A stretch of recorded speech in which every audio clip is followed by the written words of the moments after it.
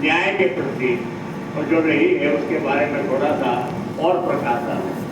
आदरणीय जनपद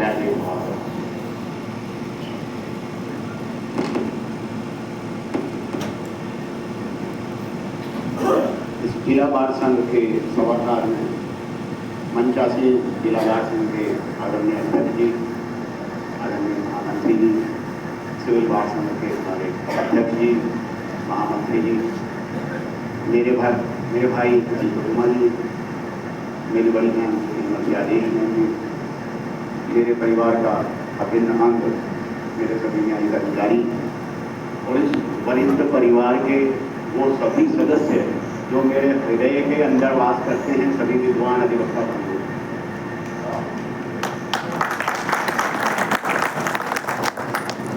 मेरा मुजफ्फरनगर जनपद का टेन्योर बहुत लंबा है, मुझे बार बार ये एहसास मत कराओ। मैं 2 साल पहले रह के जा चुका। ये चीनी गुड़ शक्कर की जगह है, ज्यादा मिठास खराब हो जाती है, मैं समझ सकता। चलिए कुछ अच्छी बातें करते हैं। आप लोग मुझे सब जानते हैं पहले से, मैं आप सबको जानता हूँ, आप सब मेरे हृदय के करीब में, मैं सब आपके हृदय के अंदर ही हूँ। मुझे बिल्कुल नहीं लगा था कि मैं मुजफ्फरनगर जा रहा हूँ। मैं सिविल बार संघ में भी जब गया था तो मुझे लगा मैं अपने घर आ रहा हूँ। मैं अपने घर ही आया था और घर में ही रुपया काट के फिर अगले डेस्टिनेशन की तरफ जा रहा था। जनरल साहब ने कहा कि मैंने उन्हें नहीं सुना, परंतु उन्होंने एक बात भी बताई। वो जो मुझे कहना चाहते थे वो मुझे पता था, वो मैंने वही किया जो वो मुझे कहना चाहते थे। देखिए, न्यायपालिका एक वृद्ध परिवार है। कोई भी न्यायिक अधिकारी अगर ये समझता है कि वो बिना अधिवक्ताओं के सहयोग से, मदद से किसी निर्णय पर पहुंच सकता है तो ऐसा गलत है। निर्णय पर पहुंचने के लिए न्यायिक अधिकारी के विवेक के साथ साथ विद्वान अधिवक्ता बंधुओं का सहयोग भी उतना ही अपेक्षित है, जिसके लिए विद्वान अधिवक्ता बंधुओं को पूरी तैयारी के साथ आना चाहिए। न्यायालय के पीठासीन अधिकारियों का तथ्यों, विधि व्यवस्थाओं के साथ सहयोग करना चाहिए। अपनी और न्यायालय की गरिमा बनाए रखनी चाहिए। अधिवक्ता की पहचान उसकी वेशभूषा से है। अगर अधिवक्ता अपनी वेशभूषा से उतर जाएंगे तो एक आम आदमी की तरह पब्लिक में मिक्स हो जाएंगे, लोग आइडेंटिफाई नहीं कर पाएंगे। उनका मौके तो पहचान लेगा या वो व्यक्ति पहचान लेगा जिसके वो अपोनेंट में वकील रहे हों, अदरवाइज नहीं लोग जान पाएंगे।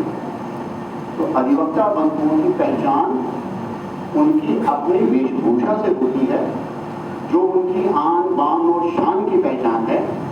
जिस वजह से मैंने वो शक्ति दी कि आपकी आन बान और शान बनी रहे और न्यायालय की गरिमा भी बनी रहे।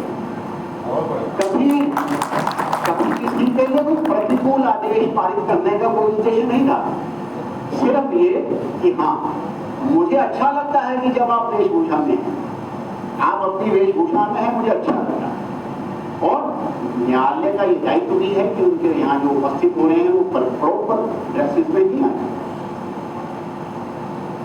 मेरे छोटे भाई बहन बैठे हैं, बहुत से नाराज हैं मुझसे, बहुत नाराज हैं। मैंने किसी को बैन के लिए तोड़ दिया।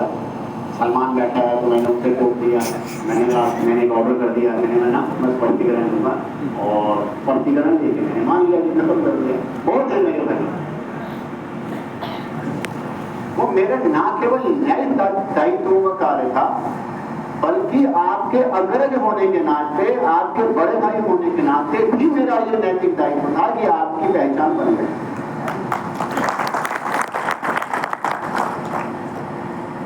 और छोटी मोटी त्रुटियां भी रहती थी, उन्हें भी मैं दूर कराने की कोशिश करता था कि नहीं ऐसे नहीं तो ऐसे कर दो, ये गलत है। अब कोई डाल रहा है फोर्थ बेल एप्लीकेशन, लिख रहा है प्रथम जमानत प्रार्थना पत्र, इससे पूर्व कोई जमानत प्रार्थना पत्र ना योजित किया गया ना लंबित है। कितनी भयंकर त्रुटि है वो, बहुत हो रही थी। मैंने किसी के खिलाफ कुछ नहीं दिया, हाँ उनको एहसास कराया कि ये गलत है, वो नोट पेश करा ली। उसके बाद में उन्होंने मुझे दूसरी एप्लीकेशन अब होता तो फिफ्ट हो गई तो फिफ्ट करके उन्होंने डाला। बहुत प्यार मिला, बहुत सहयोग मिला, न्यायिक अधिकारियों का बहुत प्यार मिला, बहुत सहयोग मिला। अपनी तरफ से जितना अच्छा कर सकता था उतना अच्छा करने का प्रयास किया। आप सब मुझे, कोई छोटे भाई की हैसियत से, कोई बड़े भाई की हैसियत से, कोई अपने बेटे की तरह स्नेह करता है। यहाँ ऐसे अधिवक्ता बंधु भी हैं जो इस पूरे कार्यकाल में ना मेरी कोर्ट में आए और ना मेरे चैम्बर में आए। कारण वो मुझे किसी धर्म संकट में नहीं डालना चाहते। वो मुझ पर इतना मांग करते थे कि अगर वो आ गए या मेरी कोर्ट में पेश हो गए या मेरे चैम्बर में आ गए तो मैं धर्म संकट में पड़ जाऊंगा कि मैं वो निर्णय करने में शायद अपने आप को कुछ दुविधा महसूस करूं। नहीं आया। ये इस बात का द्योतक है कि आप लोग मुझसे कितना प्यार और स्नेह करते हैं। अब जो मेरे छोटे भाई बहन बैठे हैं, अब जैसे हमारे आदरणीय महामंत्री जी ने कहा कि भविष्य में सिविल बार में भी कह के आया था, तो बच्चों आज ही कहता हूं, न्यायालय की गरिमा के साथ आपका एक दायित्व है, आपके जो वरिष्ठ अधिवक्तागण हैं उनका सम्मान करना। वो सम्मान केवल मात्र शब्दों से नहीं होता है, वो आचरण से भी होता है। वो आचरण पीठासीन अधिकारी को कैसे दिखता है? पीठासीन अधिकारी को दिखता है कि सारी कुर्सियां ऑक्यूपाइड हैं, वरिष्ठ अधिवक्ता आ गए हैं। अब शर्मा जी तो मेरी कोर्ट में नहीं आए हैं, अब ये आ गए हैं, चलने में दिक्कत है, अब ये देख रहे हैं और नए बच्चे क्या कर रहे हैं? ऐसे कर रहे हैं, ऐसे कर रहे हैं, अपनी नजरें चुरा रहे हैं कि कहीं अगर आंखें मिल गई तो ये जो मुश्किल से कुर्सी मिली है जिसका बवाल रहता है ये छोड़नी पड़ेगी। नहीं, पीठासीन अधिकारी जब उस तरफ बैठा है ना तो वो देख रहा होता है, उसको दिख रहा होता है कि कौन किसका कितना सम्मान कर रहा है।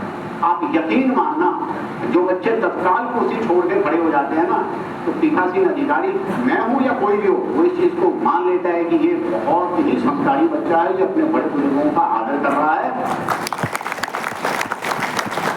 और 50-50 छोड़िए 40-60 केस होगा तब भी वो रिलीफ दे देगा।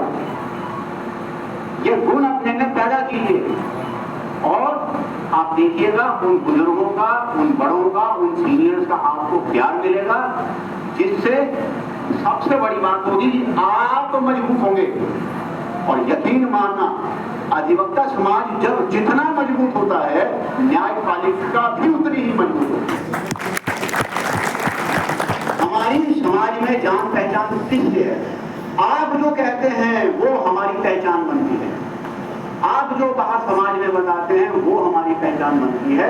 इसलिए अपने आप को मजबूती से रखें, छोटे बड़ों का आदर करें, मान सम्मान करें। ये तो बहुत रखेगी भविष्य के लिए करें।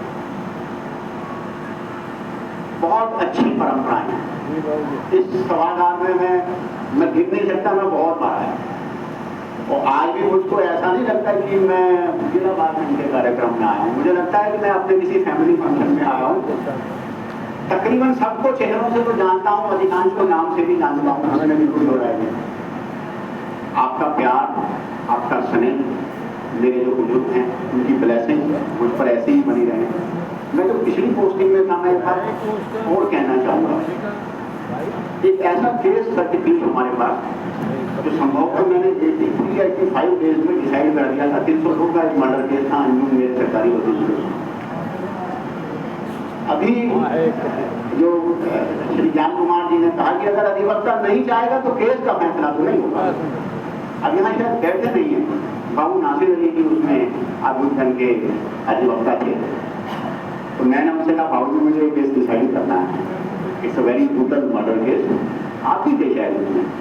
तो मैंने कहा कि मुझे केस डिसाइड करना है, मुझे आपका कोऑपरेशन चाहिए। जिस दिन वो फाइल कमिट होकर मेरे पास आई, उस दिन से 85 दिन में उसका हमने जजमेंट किया, जिसमें 10 दिन गर्मी की छुट्टियों के थे और पूरा कांवड़ का महीना था, ये उसमें शामिल था। तो ये बताओ, आप लोगों के सहयोग के बिना, आप लोगों के स्नेह के बिना कैसे संभव है? तो मुझे तो भरपूर प्यार पहले मिला, मुझे उससे दुगना भरपूर प्यार अब मिला, और अब अगर हाथ जा रहा हूं ना तो ये स्नेह, आपका प्यार और आशीर्वाद बढ़ के मिलना चाहिए। इन्हीं शब्दों के साथ धन्यवाद।